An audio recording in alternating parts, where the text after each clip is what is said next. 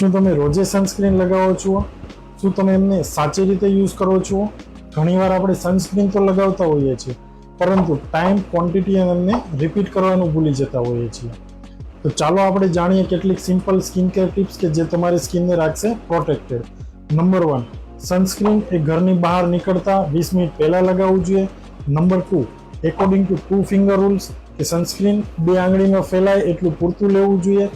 Number 3, ચહેરાની સાથે ગરદન, હાથ અને કાનની પાછળ પણ સનસ્ક્રીન લગાવવું જોઈએ.